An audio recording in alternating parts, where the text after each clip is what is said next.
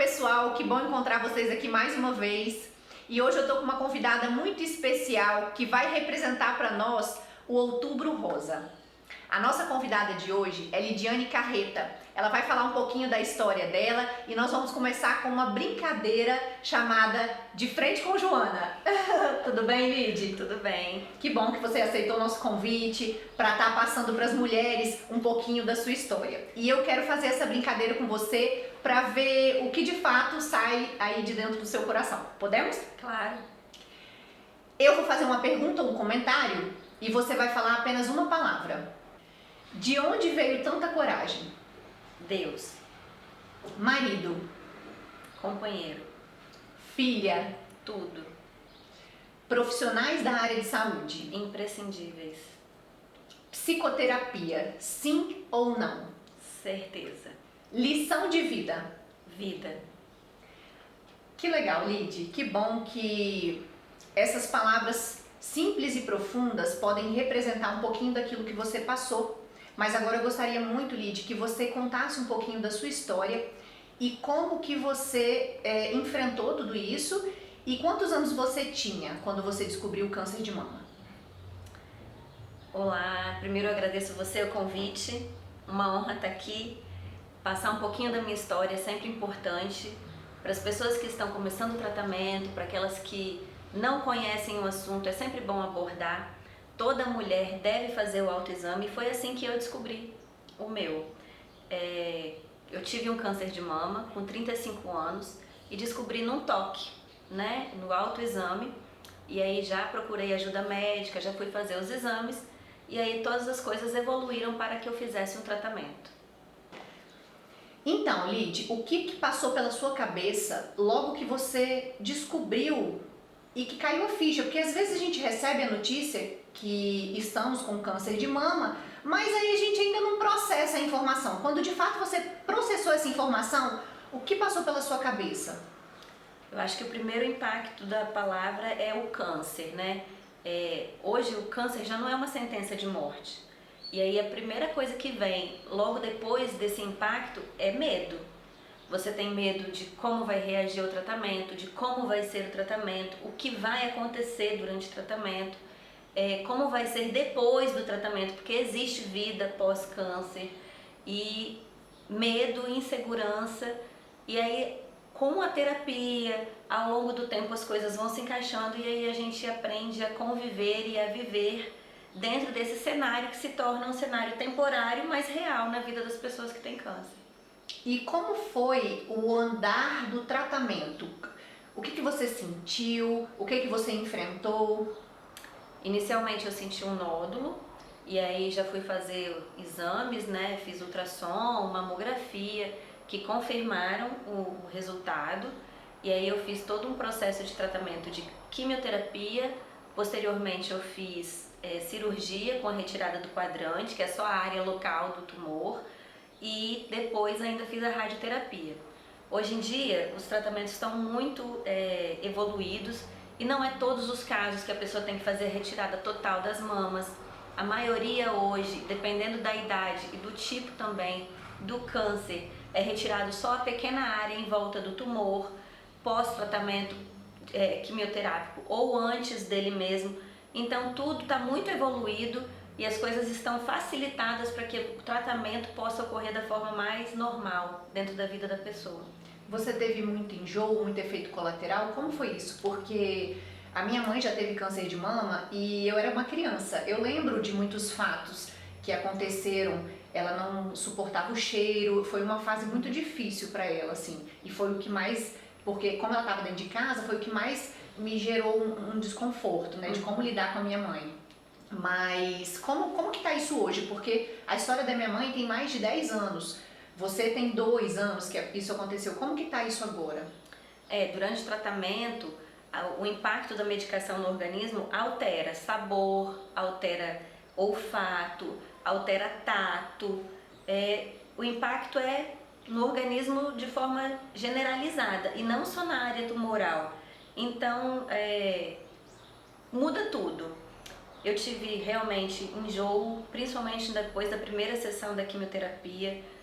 Fui parar no hospital porque me deu muita náusea e precisei ficar em observação. Mas aí depois as coisas vão se adaptando ao nosso organismo e aí depois disso, com a entrada também de algumas outras medicações, esses efeitos colaterais foram reduzindo.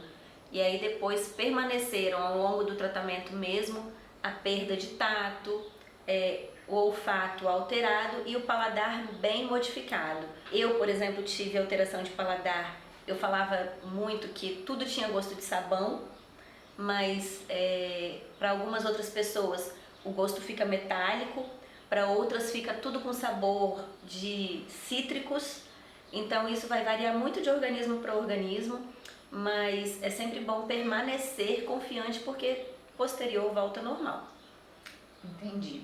A gente sabe que no tratamento de câncer, nesse período em que, no caso agora especificamente, as mulheres enfrentam, né, nesse mês que a gente fala muito sobre o câncer de mama, a gente sabe que não existe a palavra cura para o câncer, mas você está estabilizada? Você obteve êxito no seu tratamento?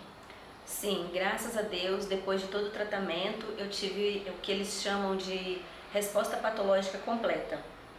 A área onde o tumor estava localizado, quando foi para análise, não tinha mais nenhum resquício de célula tumoral, o que é o maior êxito dentro do tratamento de câncer. Então, para mim, eu posso falar que eu estou curada, mas para a medicina não existe uma cura. Existe sim agora um acompanhamento que é mais incisivo durante os 5 primeiros anos e depois eles vão sendo mais espaçados. E para encerrar, Lid, infelizmente, porque assim, se deixasse, a gente fica falando porque é uma história de vida. É uma história muito linda, né? Porque como eu vim para essa entrevista pensando, poucas pessoas, poucas mulheres têm a coragem e a força que você teve de enfrentar isso num momento que não era o momento, né? E eu acompanho pacientes assim, há 15 anos que eu tô trabalhando na área de saúde e assim, a palavra é impressionante, né? Essa força que você teve para enfrentar isso e a maneira com que você enfrentou. Poucos eram os momentos que a gente trocava alguma ideia, mas foram momentos assim que me fizeram fortalecer. Porque assim, a busca do ser humano consciente é sempre ser mais virtuoso. E eu vi que você é uma mulher virtuosa, que você é uma mulher prudente, uma mulher que tem fortaleza. E isso é uma esperança e um exemplo para outras mulheres. E por conta disso, Lídia, eu queria pedir um favor para você. Fale um pouquinho para essas mulheres, uma palavra, uma frase, ajude elas, como você puder, a enfrentar essa batalha. Para quem ainda não sabe, quando eu tive o diagnóstico de câncer de mama, minha bebê tinha 4 meses e meio. E assim, a ânsia pela vida e vê-la crescer faz a gente superar qualquer desafio, qualquer dificuldade. E aí, desistir é uma palavra que não tem no nosso dicionário de mãe. A gente sempre vai buscar estar ali junto com os filhos, com a família.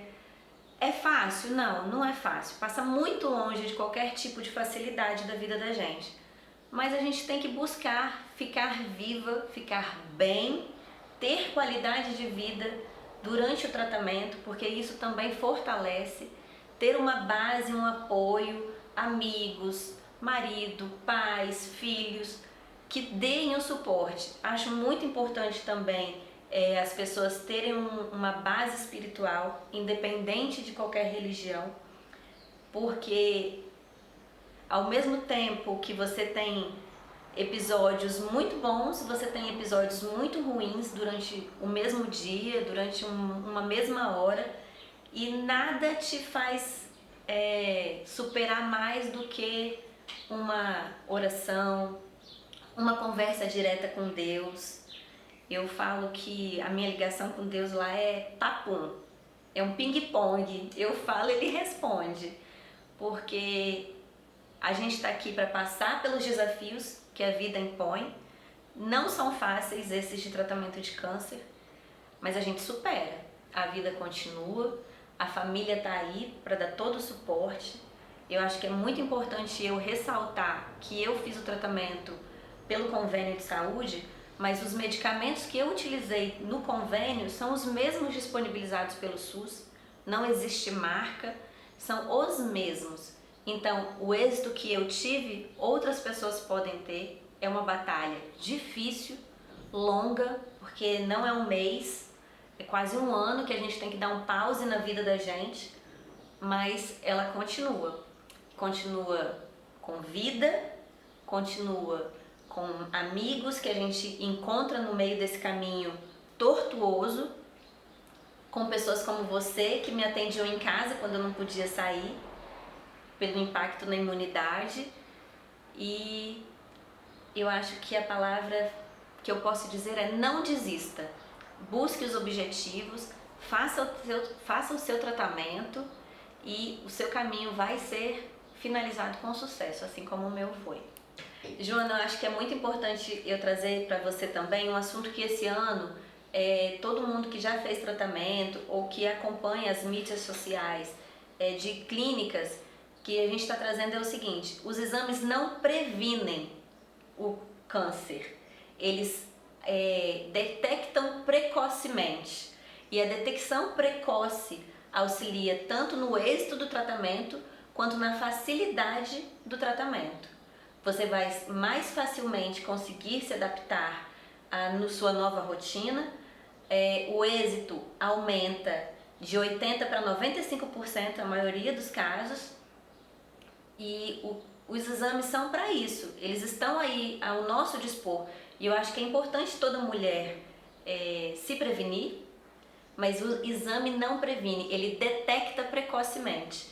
E essa detecção precoce é de suma importância para uma doença que ainda é fatal. Mas a gente detectando qualquer doença ainda muito precoce, ainda muito na fase inicial, o sucesso do tratamento ele é muito maior. E foi o que aconteceu comigo, e a pandemia atrasou muita gente nessa detecção precoce.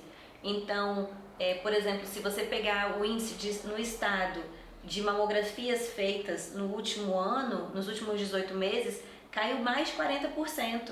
Então é importante as pessoas saberem que a pandemia está aí, ainda está instalada, mas a detecção precoce de qualquer doença é muito importante.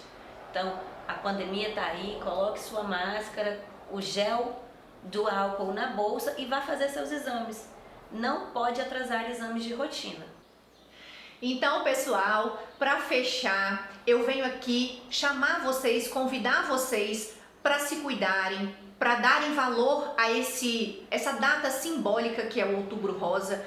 Por que essas datas elas são colocadas no calendário? É exatamente para você tirar um mês no ano para fazer seus exames periódicos, seus exames preventivos, mamografia quem já tiver na idade, o autoexame, consulte o seu ginecologista de preferência para estar avaliando a necessidade desse autoexame, principalmente se você tiver familiares que já têm a doença instalada, que já tem o diagnóstico dessa doença. É interessante fazer o estudo familiar de qualquer tipo de câncer, na verdade. Então, os meses que tem esse rótulo simbólico, eles são somente criados para que você não se esqueça da data de fazer o seu exame preventivo, de se cuidar. Então eu te convido a isso. Mulheres, principalmente mulheres que já têm filhos, mulheres acima de 30 anos, a começar a olhar para si, a começar a se cuidar da alimentação, cuidados básicos de saúde e não abandonar.